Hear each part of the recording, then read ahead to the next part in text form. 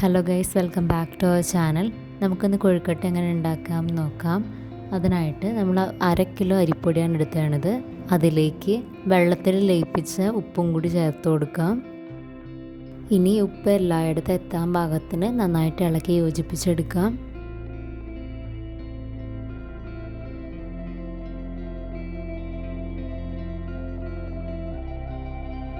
ഇനി നമുക്ക് മാവ് കുഴച്ചെടുക്കാനായിട്ട് 1 ലിറ്റർ വെള്ളം തിളപ്പിച്ചെടുക്കാം.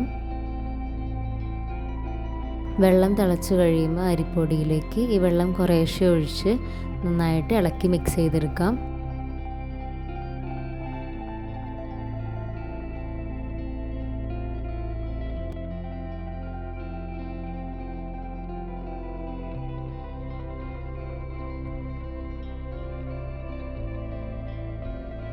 കൊഴുക്കട്ടയുടെ ഫില്ലിങ്ങിലേക്ക് നമ്മൾ 1/2 കിലോ ശർക്കരയാണ് എടുത്തത്. 1/2 കിലോ ശർക്കര ഉരുക്കിയെടുക്കാനായിട്ട് 1/4 ഗ്ലാസ് വെള്ളം ഒഴിച്ചു കൊടുക്കാം. ശർക്കര ഉരുകി വരണ വരെ നന്നായിട്ട് ഇളക്കി കൊടുക്കാം. ശർക്കര ഇവിടെ ഉരുകി വന്നിട്ടുണ്ട്. ഇനി നമുക്കിത് ചെറുതായിട്ട് ആറിക്കഴിയുമ്പോൾ അരിച്ചെടുക്കാം. അരിച്ചെടുത്ത ശർക്കരപ്പാനി നമുക്ക് വേറൊരു ചട്ടിയിലേക്ക് ഒഴിച്ച് തിളപ്പിച്ചെടുക്കാം.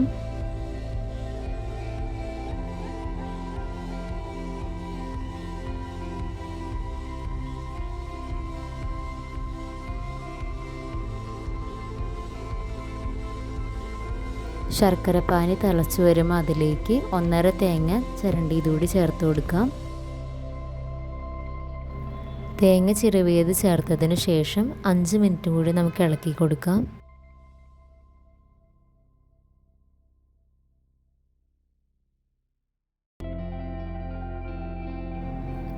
നമ്മുടെ മാവിൻ്റെ ചൂടാറിയിട്ട് കൈവച്ച് കുഴയ്ക്കാൻ പാകത്തിനായിട്ടുണ്ട്.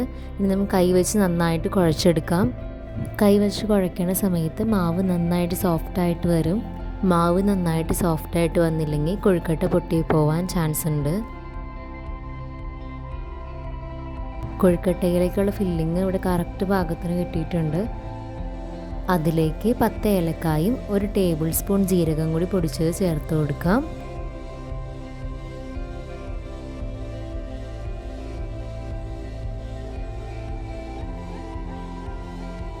കൊഴുക്കട്ടയ്ക്കുള്ള മാവ് പരത്തുന്നതിന് മുമ്പായിട്ട് കയ്യിൽ ലേശം വെളിച്ചെണ്ണ തൂത്ത് കൊടുക്കുക. നമ്മുടെ കയ്യിൽ മാവ് ഒട്ടി പിടിക്കാതിരിക്കാൻ വേണ്ടിയിട്ടാണ് ഇങ്ങനെ ചെയ്യണത്. കുറച്ച് മാവ് എടുത്ത് ഉരുട്ടിയെടുത്തതിന് ശേഷം ഇതുപോലെ നമുക്ക് പരത്തിയെടുക്കാം.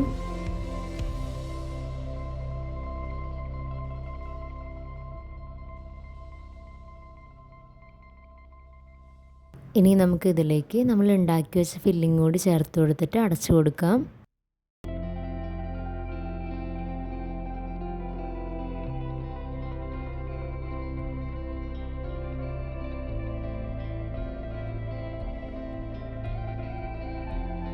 ഇനി നമുക്ക് കൊഴുക്കട്ട കയ്യിലിട്ട് ഉരുട്ടിയെടുക്കാം.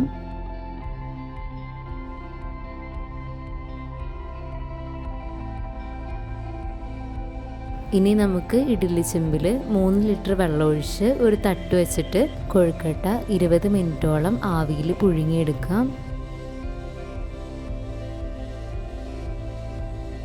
നമ്മുടെ കൊഴുക്കട്ട ഇവിടെ വെന്ത് വന്നിട്ടുണ്ട്. കറക്റ്റ് വേവായോ എന്നറിയാൻ വേണ്ടിയിട്ട് ഒരു ഫോർക്ക് എടുത്തിട്ട് ഇതുപോലെ കുത്തി നോക്കാം. മാവ് ഫോർക്കിൽ പിടിച്ചിട്ടില്ലെങ്കിൽ അത് ശരിക്കും വെന്തിട്ടുണ്ടാവും. ഇത്രയും മാവ് വെച്ചിട്ട് നമ്മൾ 25ഓളം കൊഴുക്കട്ടയാണ് ഉണ്ടാക്കിയത്. നമ്മുടെ കൊഴുക്കട്ട ഇവിടെ റെഡി ആയിട്ടുണ്ട്. വീഡിയോ ഇഷ്ടമായെങ്കിൽ എല്ലാവരും ലൈക്ക് ചെയ്യുക, ഷെയർ ചെയ്യുക, സബ്സ്ക്രൈബ് ചെയ്ത് ഈ ചാനലും സപ്പോർട്ട് ചെയ്യുക. Thanks for watching.